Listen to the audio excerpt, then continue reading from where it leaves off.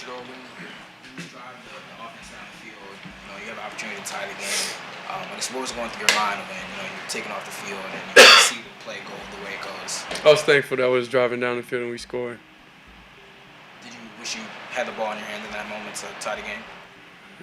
If I'm out there any play, I would wish I would always have the ball in my hand, but that's not what football is. Sometimes you got to run the ball. Sometimes you got to kick a field goal. Everything. That's the game. That's the most important thing is the ball. So in any situation, of course you would want to, but I know we practiced something and we executed it in practice, and we just didn't seem to this day. So I would never go against, kind of like what the call was or anything. Did it work in practice? No, we just called it in the game and it didn't work in practice. I don't think you call plays in a game that didn't work in practice. What happened on the first 2-point try? Did you just not? No, I didn't. That was on me. Get a grasp of the ball and it slip out? Yeah, the result was a fumble snap, so that's on me.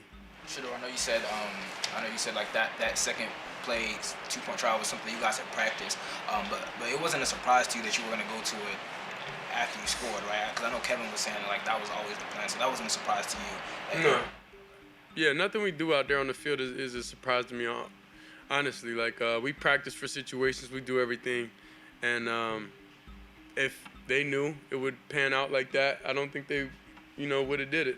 I don't think in any situation if we feel like something's not going to be a success, we'll intentionally call it, and then,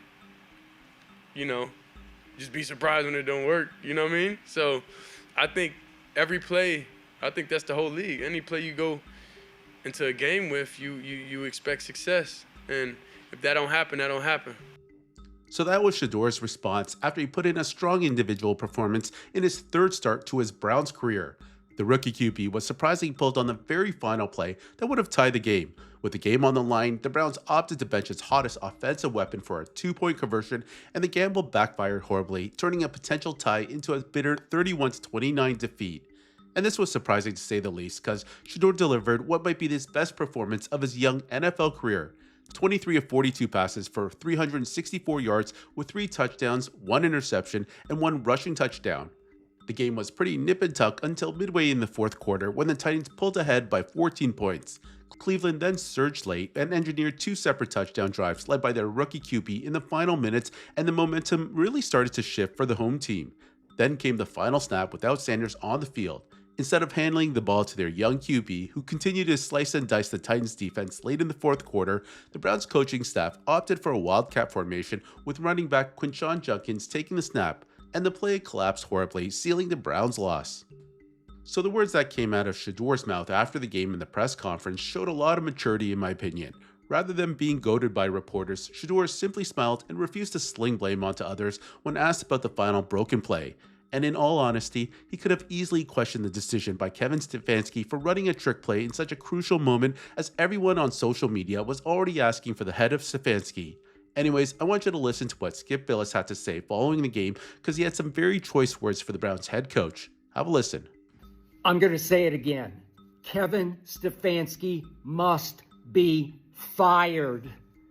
I'm going to say it again and again and again. Kevin Stefanski did not want Shedeur Sanders, didn't even want him in the 5th round. Kevin Stefanski has done everything in his power to keep Shedeur Sanders from succeeding in Cleveland as a 5th round pick against all odds. Even yanking Shedeur again for the potential tying 2-point conversion, going with the Wildcat. It was a disaster after Shedeur had shown again and again he's the answer in the red zone for the Cleveland Browns. Okay, so Skip didn't hold back in his response to the firing of Kevin Stefanski. He's been very vocal all season about how the Browns head coach has handled the QB situation and has implied on multiple occasions that Shedeur is being sabotaged by Stefanski. In any event, what do you all think about the situation, and should Stefanski be fired?